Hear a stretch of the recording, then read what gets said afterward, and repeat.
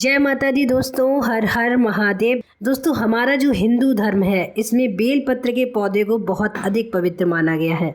हम सब जानते हैं भगवान शिव को बेलपत्र बहुत अधिक प्रिय है। इसके बिना भगवान शिव की पूजा अधूरी मानी जाती है। बेलपत्र अत्यधिक पवित्र तो होते ही हैं, लेकिन ये काफ़ी सारे औषधीय गुणों से भी भरपूर होते हैं। आज की वीडियो में हम आपको बताएंगे कि शिवलिंग पर चढ़े हुए बेलपत्र को खाने से आपको क्या क्या लाभ होते हैं।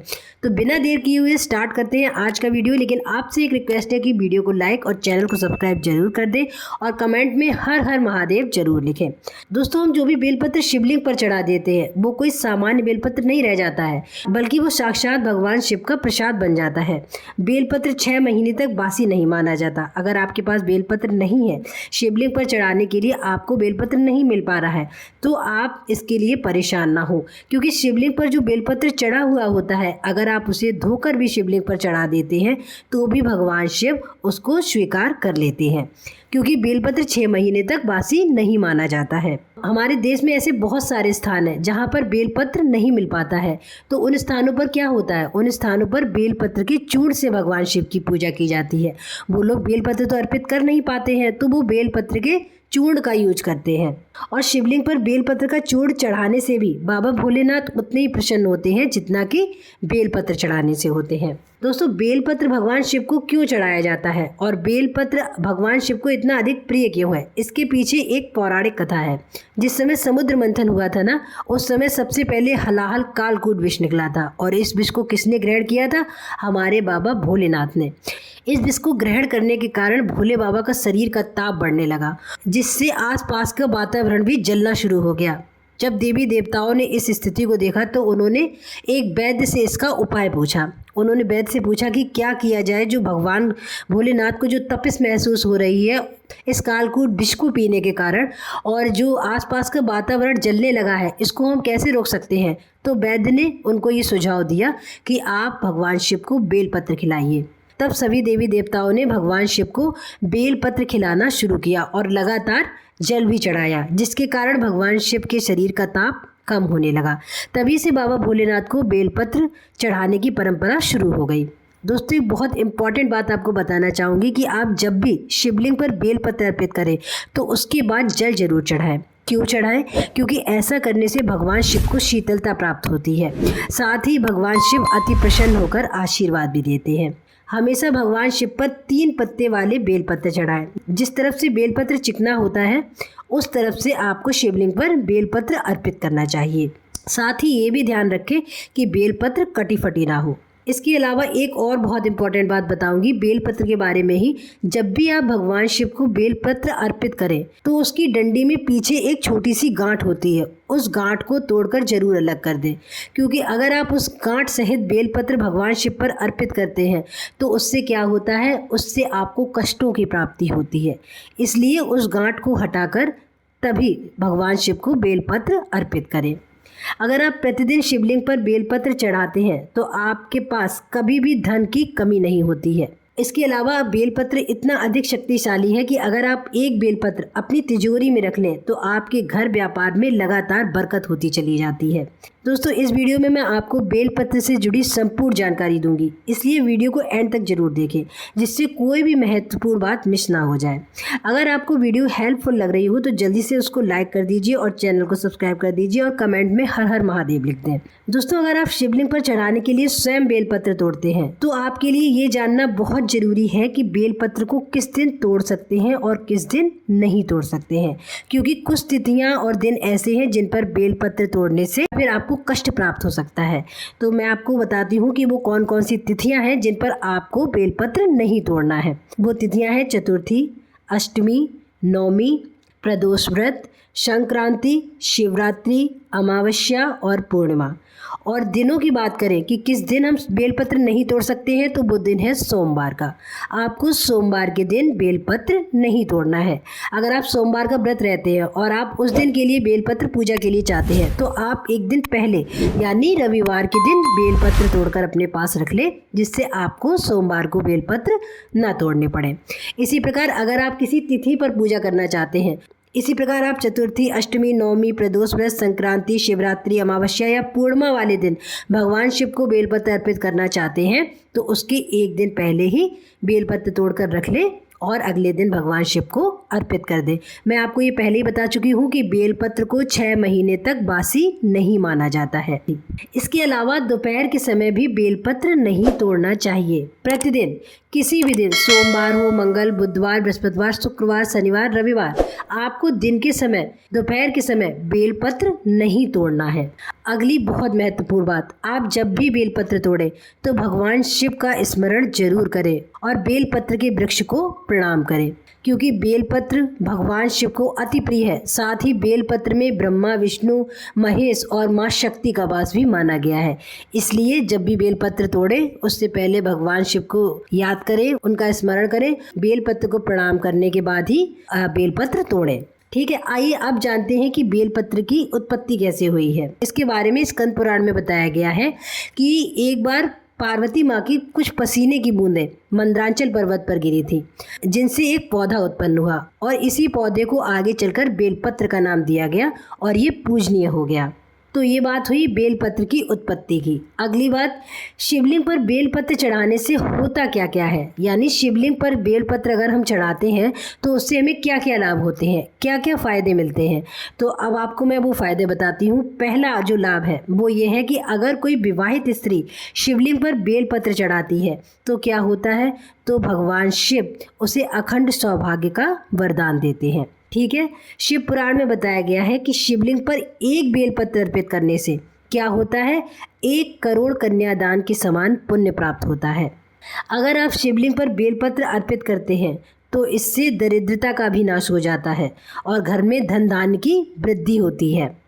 नेक्स्ट है, शिव जी को बेलपत्र चढ़ाने से संकटों से भी मुक्ति मिल जाती है। अगर आप बहुत बुरी तरह से चारों तरफ से संकटों के बीच घिरे हुए हैं तो प्रतिदिन भगवान शिव को बेलपत्र चढ़ाना शुरू करें। जो भी संकट आपको घेरे हुए हैं वो स्वयं ही किनारा कर जाएंगे। नेक्स्ट है, अगर आपकी कोई विशेष मनोकामना है तो बेलपत्र पर राम या फिर ओम नमः शिवाय लिखकर शिवलिंग पर चढ़ाएं। ऐसा करने से क्या होगा, आपकी जो भी मनोकामना है ना वो बहुत जल्द पूर्ण हो जाएगी। चलिए अब जानते हैं कि शिवलिंग पर चढ़े हुए बेलपत्र को खाने से क्या क्या होता है। दोस्तों, जब आप भगवान शिव को बेलपत्र अर्पित करते हैं ना तो वो बेलपत्र सिर्फ एक पत्ता नहीं रह जाता बल्कि औषधि बन जाता है, जो असाध्य रोगों से आपकी रक्षा करने में सक्षम होता है। दोस्तों, शिवलिंग पर चढ़ा हुआ बेलपत्र खाने से सभी प्रकार के रोग, वात दोष, पित्त दोष, कफ दोष, ये 3 प्रकार के दोष दूर हो जाते हैं। हमें जो भी बीमारियां होती हैं वो इन 3 दोषों के कारण ही होती हैं। अगर आप प्रतिदिन शिवलिंग पर चढ़ा हुआ एक बेलपत्र ही खा लेते हैं तो आप इन सभी प्रकार की बीमारियों से बचे रहते हैं। अगला है, शिवलिंग पर चढ़ा हुआ बेलपत्र ग्रहण करने से पाप भी नष्ट हो जाते हैं। अगर आपसे जाने अनजाने कोई पाप हो गया है या फिर आपको गौ हत्या जैसा भयंकर पाप लगा हुआ है तो अगर आप लगातार 2 महीने तक शिवलिंग पर चढ़ा हुआ बेलपत्र का सेवन करते हैं तो इससे शरीर का पाप भी मिट जाता है। बहुत सारे लोग ऐसे होते हैं जिनके अंदर तामस गुण बहुत अधिक होता है, जो मांस, मंदिरा और तामसिक और नकारात्मक चीज़ों का सेवन करते हैं। इससे उनका शरीर अशुद्ध हो जाता है। इस अशुद्ध शरीर को शुद्ध करने के लिए आपको क्या करना है, प्रतिदिन 5 बेलपत्र खाने हैं। ठीक है, कैसे खाने हैं, 3 बेलपत्र सुबह के समय खाने हैं और 2 बेलपत्र शाम के समय खाने हैं। इससे जो आपके शरीर में तामस गुण बहुत अधिक है वो धीरे धीरे कम होने लगेगा और आप सद्गुण की तरफ बढ़ने लगेंगे। दोस्तों, शिवलिंग पर चढ़ा हुआ बेलपत्र खाने से दुर्भाग्य भी दूर होता है और भाग्य बलवान होने लगता है। अगर आप प्रतिदिन बेलपत्र ग्रहण करते हैं तो आपका दुर्भाग्य धीरे धीरे सौभाग्य में बदलने लगता है। ठीक है, अगर आप शिवलिंग पर चढ़ा हुआ बेलपत्र खाते हैं तो उससे क्या होता है, जो रक्त संबंधी दोष है वो धीरे धीरे दूर होने लगते हैं, क्योंकि बेलपत्र खाने से रक्त साफ होता है। इसलिए अगर आपको कोई ऐसी बीमारी है जो रक्त से संबंधित है तो प्रतिदिन बेलपत्र अवश्य खाएं। अगर आप शुरुआत में 5 बेलपत्र इकट्ठे नहीं खा पा रहे हैं, ठीक है, अगर आपको 5 बेलपत्र खाने में दिक्कत लगती है तो आप प्रतिदिन 1 बेलपत्र खाना शुरू करें और धीरे धीरे इसकी संख्या बढ़ाएं। जैसे पहले दिन 1 बेलपत्र खा लिया, फिर दूसरे दिन 2 बेलपत्र खाए, तीसरे दिन 3 खाए। इस तरह से धीरे धीरे से उसकी संख्या बढ़ाएं, फिर आपको परेशानी नहीं होगी और आप 5 बेलपत्र खा पाएंगे। ऐसा भी नहीं है कि आपको ये 5 बेलपत्र एक ही समय पर इकट्ठे खाने हैं। आप थोड़ा थोड़ा टाइम का गैप लेकर भी ये 5 बेलपत्र खा सकते हैं। इसलिए अगर आप प्रतिदिन 5 बेलपत्र खाते रहेंगे तो क्या होगा, जो आपकी ब्लड से रिलेटेड बीमारी है ना, वो बिल्कुल जड़ से ख़त्म हो जाएगी। अगला, अगर आप 1 महीने तक लगातार शिवलिंग पे चढ़ा हुआ बेलपत्र खाते रहते हैं तो आपकी जो भी मनोकामना है वो भी पूर्ण हो जाती है। नेक्स्ट क्या है, शिवलिंग पर चढ़ा हुआ बेलपत्र खाने से जो सांसारिक भोगों की कामना होती है वो भी समाप्त होने लगती है। अगर कोई व्यक्ति 6 महीने तक लगातार शिवलिंग पे चढ़ा हुआ बेलपत्र खा लेता है तो उसे भूत, भविष्य और वर्तमान देखने की शक्ति प्राप्त हो जाती है। लेकिन इस शक्ति या फिर सिद्धि का प्रयोग कभी भी किसी के अहित के लिए आपको नहीं करना है, ये बात आप याद रखें। अगला क्या है, शिवलिंग पर चढ़ा हुआ बेलपत्र अगर आप खाते हैं तो क्या होता है, आपको साधना करने की शक्ति प्राप्त हो जाती है। आप जो भी मंत्र जाप करते हैं वो बहुत जल्दी सिद्ध हो जाता है। साधना के समय यानी साधना करते समय जो दोष लग जाते हैं वो दोष भी नहीं लगते हैं। आप सब जानते हैं कि कुछ मंत्र ऐसे हैं जिन्हें भगवान शिव ने कीलित किया हुआ है। अगर आप प्रतिदिन शिवलिंग पर चढ़ा हुआ बेलपत्र खाते हैं ना तो ये कीलित मंत्र भी स्वयं ही सिद्ध हो जाते हैं। अब आपको बताते हैं शिवलिंग पर चढ़े हुए बेलपत्र को खाने से होने वाले अगले लाभ के बारे में। अगर आप अपने बच्चों से बहुत परेशान हैं, आपका बच्चा आपकी बात नहीं मानता है, आपको मान सम्मान नहीं देता है, पढ़ाई लिखाई में उसका मन नहीं लगता है, वो गलत संगत में फंसा हुआ है, या फिर आपके बच्चे को बहुत नजर लगती है, रात रात भर वो सोता नहीं है, रोता रहता है, तो आप लगातार 4 सोमवार तक शिवलिंग पे चढ़ा हुआ बेलपत्र उसके मस्तक पर रखें। इससे बच्चे में सुधार होगा और भगवान शिव की कृपा से आपका बच्चा आपकी आज्ञा का पालन भी करने लगेगा। साथ ही आपके बच्चे को जो भी बुरी नज़र लगी हुई है वो भी उतर जाएगी। दोस्तों, अगर आप दुर्भाग्य से बहुत परेशान हैं तो आपको क्या करना है, तो आपको 21 दिनों तक लगातार भगवान शिव पर चढ़ा हुआ बेलपत्र खाना है। ऐसा करने से क्या होगा, ऐसा करने से आपका जो दुर्भाग्य है ना वो बहुत जल्दी सौभाग्य में बदल जाएगा। नेक्स्ट क्या है, अगर आप नवग्रह पीड़ा से पीड़ित है यानी शनि, राहु और केतु आदि नीच ग्रहों से पीड़ित है, आप पर शनि की ढैया चल रही है, शनि की 7.5 चल रही है, राहु की महादशा चल रही है, आप सब कुछ करा रहे हैं, हवन भी करा रहे हैं, मंत्र जाप भी करा रहे हैं,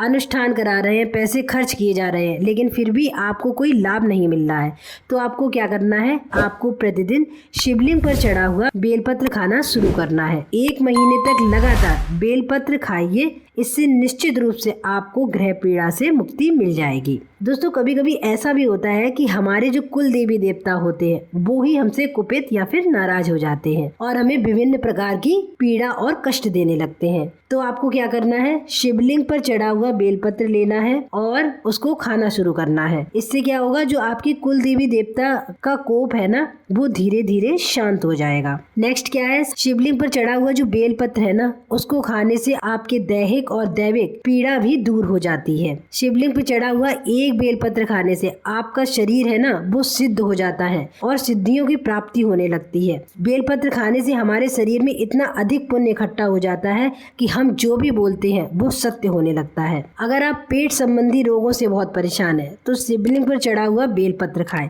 क्योंकि शिवलिंग पर चढ़ा हुआ बेलपत्र खाने से डाइजेशन का जो सिस्टम है ना वो बहुत मजबूत हो जाता है और पेट से संबंधी सारी गंभीर समस्याएं भी दूर हो जाती हैं। तो दोस्तों, ये थे शिवलिंग पर चढ़े हुए बेलपत्र खाने के फायदे। आप भी शिवलिंग पर चढ़ा हुआ बेलपत्र जरूर खाएं और सभी प्रकार के दुखों, संकटों, बीमारियों से छुटकारा पाएं। आज की वीडियो में इतना ही। हर हर महादेव।